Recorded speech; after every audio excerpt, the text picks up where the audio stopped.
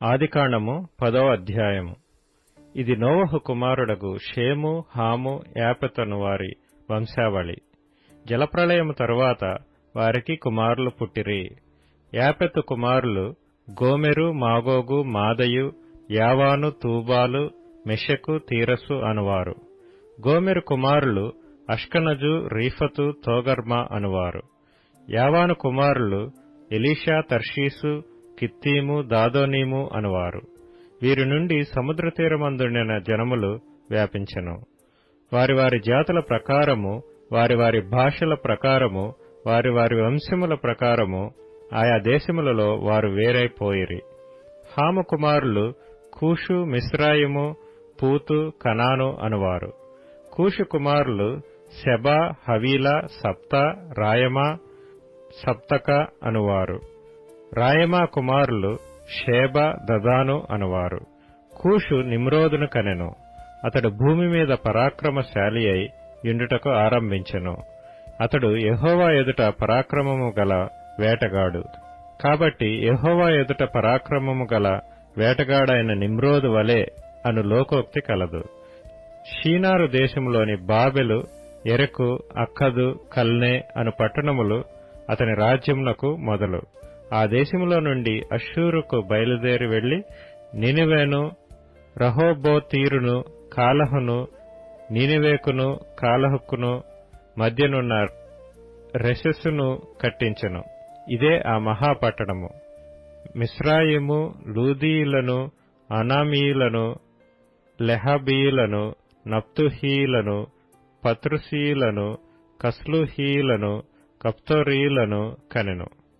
ఫిలిష్తీయులు కస్లుహీయులలో నుండి వచ్చినవారు.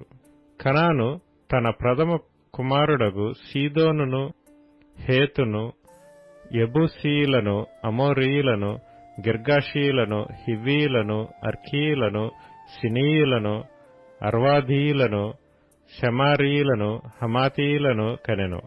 తరువాత కనానీయుల వంశములు వ్యాపించెను. కనానీయుల సరిహద్దు సీదోను నుండి గెరారుకు వెళ్ళు మార్గములో గాజా వరకును, సొదొమ, గొమొర్రా, అద్మా, సెబోయిములకు వెళ్ళు మార్గములో లాషా వరకును ఉన్నది.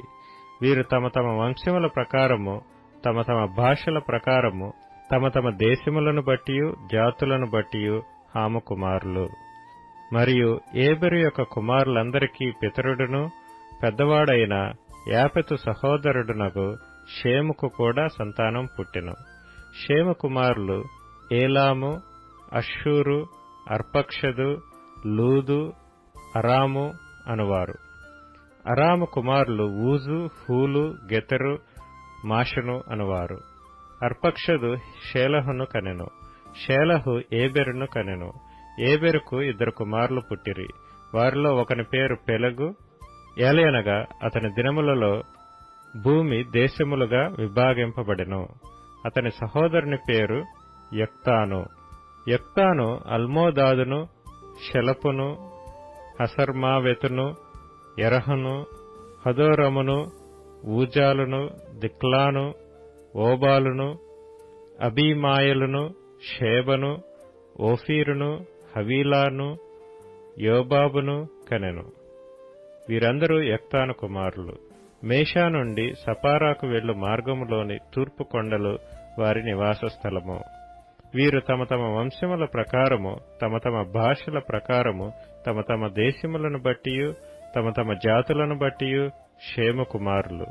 వారి వారి జనములలో వారి వారి సంతతుల ప్రకారము నోవహు కుమారుల వంశములు ఇవే. జలప్రవాహము గతించిన తరువాత వీరిలో నుండి జనములు భూమి మీద వ్యాపించెను.